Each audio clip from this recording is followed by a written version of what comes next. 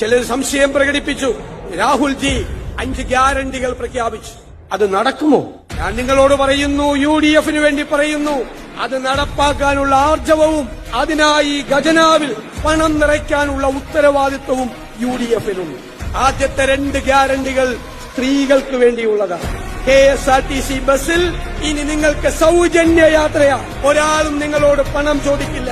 2 കോളേജിൽ പഠിക്കുന്ന പെൺകുട്ടികൾക്ക് മാസം 1000 രൂപ അയച്ചു കൊടുക്കും. അവര് പഠിക്കട്ടെ.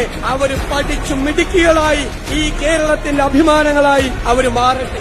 ഏറ്റവും കൂടുതൽ ചികിത്സാ ചെലവുള്ള 1ാമത്തെ സംസ്ഥാന കേരളമാണ്. UDF-ന്റെ വാഗ്ദാനം രാജസ്ഥാനിൽ കോൺഗ്രസ് ഗവൺമെന്റ് നടപ്പിലാക്കിയ ആ ഇൻഷുറൻസ് പദ്ധതി ഈ കേരളത്തിൽ നമ്മൾ നടപ്പാക്കുക തന്നെ ചെയ്യും. നമ്മുടെ ചെറുപ്പക്കാർ അവർ വിദേശത്തേക്ക് പോകേണ്ടവരല്ല. നമ്മുടെ കുട്ടികൾ ഇവിടെ പഠിക്കും. പഠിച്ച് പുറത്തിറങ്ങുമ്പോൾ ഒന്നുകിൽ ജോലി അല്ലെങ്കിൽ സംരംഭം തുടങ്ങാനുള്ള സഹായം 5 ലക്ഷം രൂപ പലിശരഹിതമായി വായ്പയായി കൊടുക്കും. അവർ വളരട്ടെ. കേരളത്തിൽ സംരംഭങ്ങൾ ഉണ്ടാകട്ടെ. 5ാമത് പ്രായമായവർക്ക് വേണ്ടിയിട്ടാണ്. അവർക്ക് വേണ്ടി പ്രത്യേക വകുപ്പുണ്ടാകും. ഒരുപാട് പരിപാടികൾ പ്രായമായവർക്ക് വേണ്ടി ഉണ്ടാകും. ഈ കേരളത്തിന്റെ മാറ്റം അതാണ് UDF-ന്റെ വാക്ക്. നിങ്ങൾ അതിനുവേണ്ടി കാത്തിരിക്കുക.